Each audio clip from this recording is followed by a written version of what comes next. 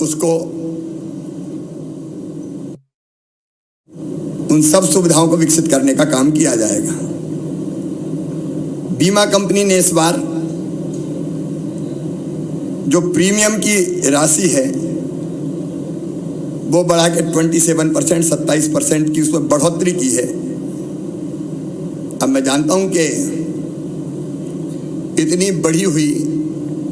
इतना बढ़ा हुआ प्रीमियम देना कई मित्रों के लिए कठिनाई पैदा करेगा, इसलिए हमने तय किया है कि प्रीमियम की राशि जो पिछले साल थी उतनी ही ली जाएगी। जो बढ़ा हुआ भार है अतिरिक्त वो राज्य सरकार वहन करने का काम करेगी, ताकि पत्रकार मित्र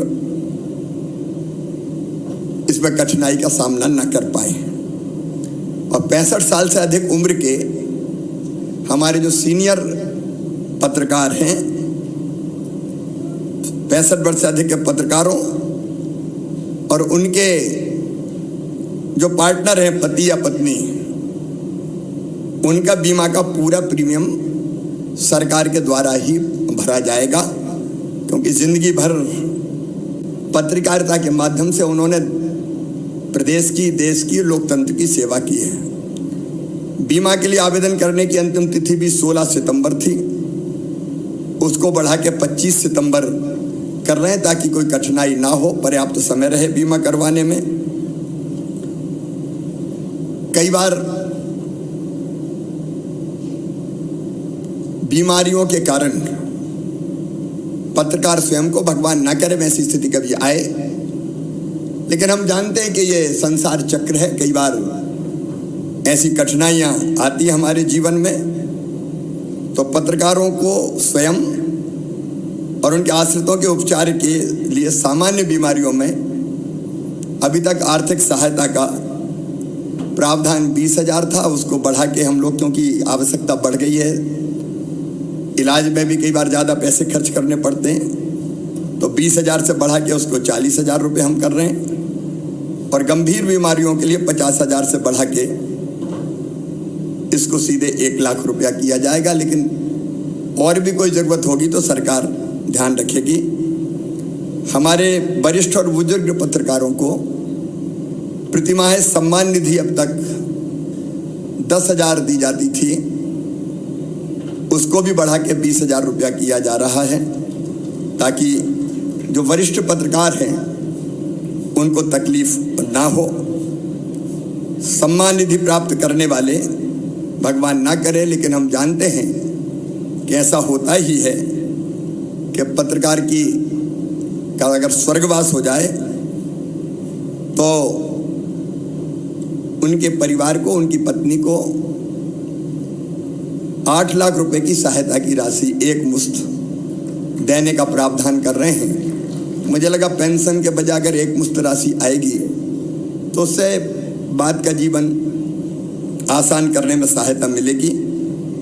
अधिमान्यता प्राप्त पत्रकारों को आवास ऋण ब्याज अनुदान योजना के अंतर्गत अधिकतम ऋण की सीमा भी 25 लाख से बढ़ा के 30 लाख रुपए की जाएगी, ताकि ठीक मकान बन सके। और किसी भी अधिमान्य पत्रकार भाई और बहन के बेटा हो या बेटी हो, उनकी शिक्षा के लिए बैंक से लोन अगर लिया जाता है तो उसके ब्याज पर भी 5% ब्याज अनुदान 5 साल तक राज्य सरकार के द्वारा वहन किया जाएगा, ताकि बच्चों की पढ़ाई की तरफ हम लोग ध्यान दे सकें। छोटे शहरों और कस्बों के पत्रकार साथियों को आवश्यकता के अनुसार, क्योंकि आज है, इसलिए भोपाल में डिजिटल तकनीकी का प्रशिक्षण दिलाया जाएगा और इसमें माखनलाल चतुर्वेदी राष्ट्रीय पत्रकारिता और संचार विश्वविद्यालय का भी सहयोग लिया जाएगा और इसकी संपूर्ण व्यवस्था जनसंपर्क विभाग ही करेगा। एक बात और मेरे मन में है, पिछले दिनों भोपाल में हमने 2 पत्रकार कॉलोनी बनाई, उनके लिए ज़मीन आवंटित की थी। मैं जहाँ जाता हूँ जिला स्थानों पर भी और स्थानों पर भी पत्रकार मित्र मिलते हैं और वो ये कहते हैं कि एक पत्रकारों के लिए कहीं ज़मीन का आवंटन हो जाए या कोई कॉलोनी की व्यवस्था हो जाए। माननीय सर्वोच्च न्यायालय के फैसले के कारण कुछ कठिनाइयां बीच में आई है, लेकिन हम रास्ता निकाल कर जहां ऐसी हमारी सोसाइटी है उनको, पत्रकारों को, सोसाइटी को जमीन देने की हम व्यवस्था करेंगे। उसके लीगल जो भी रास्ता होगा वो निकाल के, ताकि भोपाल जैसी बाकी जगह भी जहाँ जहाँ आवश्यकता है धीरे धीरे पत्रकारों के मकान एक कॉलोनी में बनाने की व्यवस्था की जा सके। और एक बात और मैं कह दूं अंत में, फिर हम लोग अनौपचारिक चर्चा करेंगे, मिलेंगे, कि इस चुनाव के बाद भी हम ही रहने वाले हैं, लेकिन ये सब चीज़ें पहले ही पूरी कर दूंगा मैं, और बाद में भी इसको आगे बढ़ाने का काम भी हम ही करेंगे।